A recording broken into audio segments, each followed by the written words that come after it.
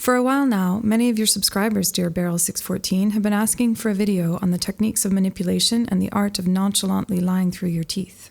Oui, cette demande est récurrente et m'a été transmise à plusieurs reprises, via les commentaires sur YouTube, sur la page Facebook de Talks with a Spy ou directement par mail, jusqu'à très récemment d'ailleurs. Alors allons-y, je vais essayer de vous répondre, en toute franchise évidemment. Enfin, pour les abonnés qui souhaitent en savoir plus sur la tasse qui me sert d'accessoire depuis le début de mes interventions, je vous demande de regarder la vidéo jusqu'au bout.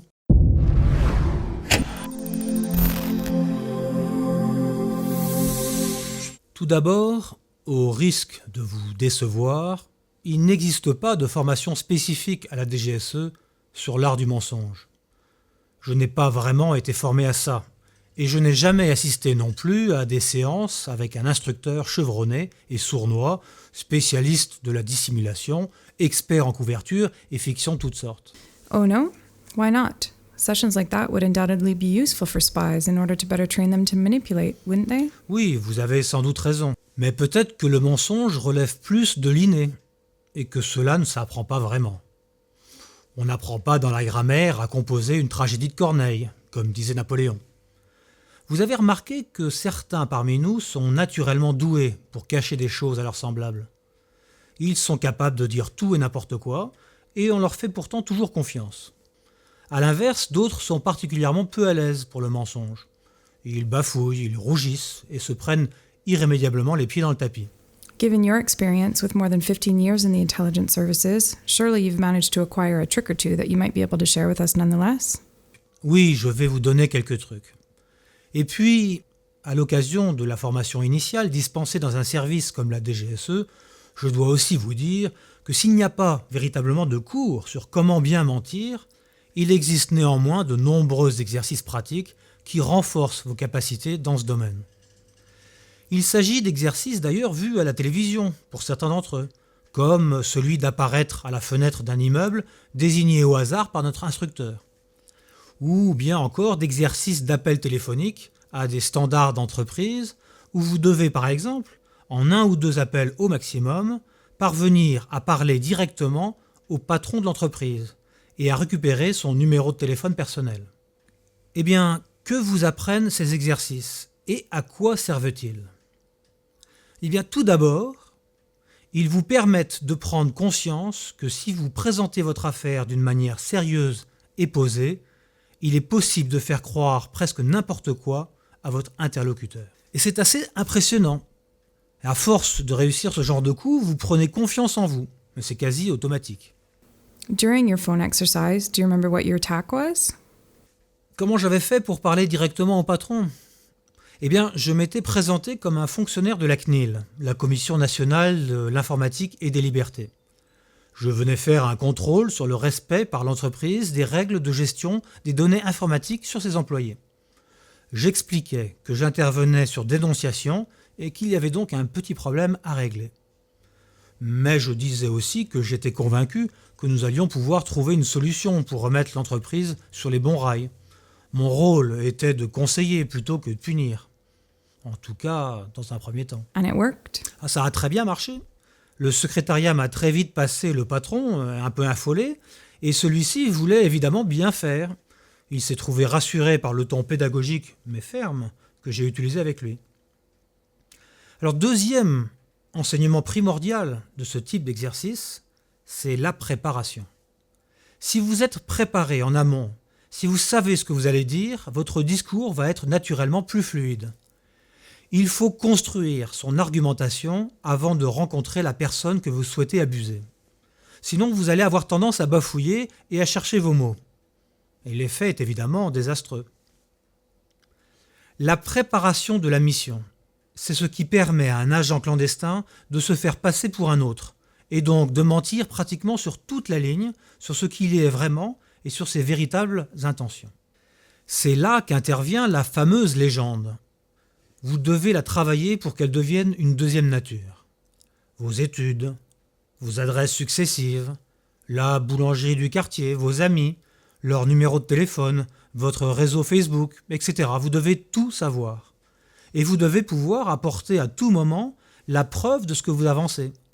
Vous avez ainsi des papiers à votre nom. On peut appeler au téléphone des amis qui confirmeront qui vous êtes. Vous avez dans votre poche une facture du teinturier du quartier dans lequel vous êtes censé habiter. Voyez-vous, la préparation et une bonne légende, c'est la clé.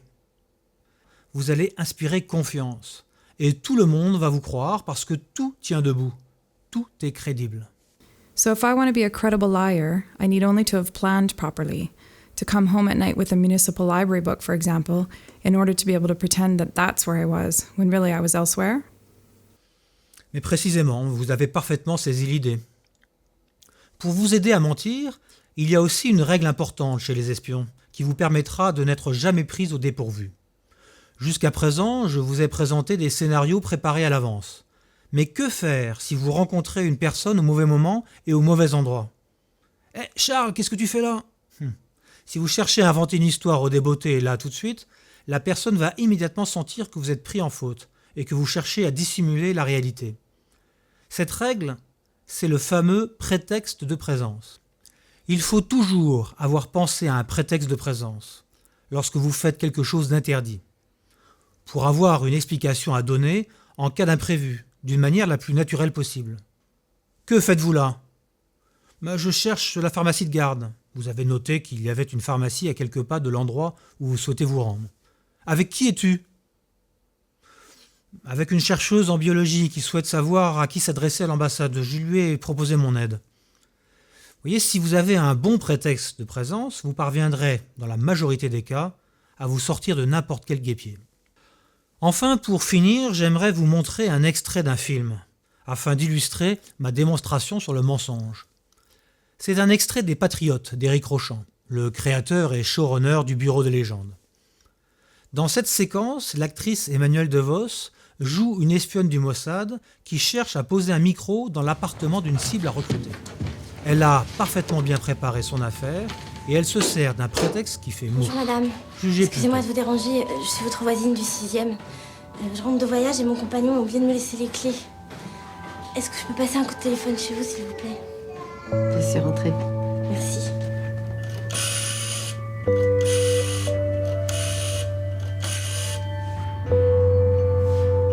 C'est moi. Je voulais te parler. C'est pas possible. Non, mais comment tu peux me parler comme ça ? Qu'est-ce que j'ai fait tout d'un coup ? Je comprends pas. Qu'est-ce que j'ai fait ?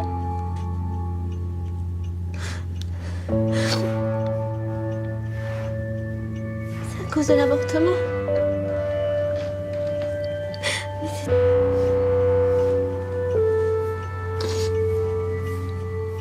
Mais me parle pas comme ça. Mais tu peux pas me parler comme ça. Dis-moi que c'est pas toi qui me parle comme ça, je t'en supplie.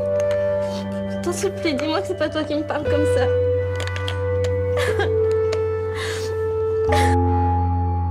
Avant de nous séparer et de nous retrouver l'année prochaine, en 2019, je tiens à expliquer un peu l'histoire de ma fameuse tasse, qui semble intriguer un bon nombre d'abonnés. C'est une tasse péruvienne. Je l'ai intégrée au folklore de Talks to the Spy parce que j'aime les expressos et que dans notre métier, où il faut souvent rédiger nos rapports jusque tard dans la nuit, une bonne tasse de café permet de garder l'énergie nécessaire. Cette tasse appartient au propriétaire de la maison que je louais lorsque j'habitais une ville nord-américaine l'année dernière. Il n'était pas question pour moi que je subtilise une tasse qui ne m'appartient pas. Mais vers la fin de mon séjour, j'en ai cassé une. Je l'ai donc réparée avec de la colle et je l'ai ramenée en France. Mais depuis, elle fait un peu pâle figure, c'est vrai, avec ses petites fissures. Et évidemment, il n'est plus question de boire du café dedans. Elle devient donc, plus que jamais, un simple accessoire, plutôt artificiel du coup. Pour Noël, l'une des missions que je m'assigne, ce sera de lui trouver un digne successeur. Je vous souhaite à tous de bonnes fêtes de Noël et l'on se retrouve en 2019 pour la 19e vidéo de Talks to the Spy.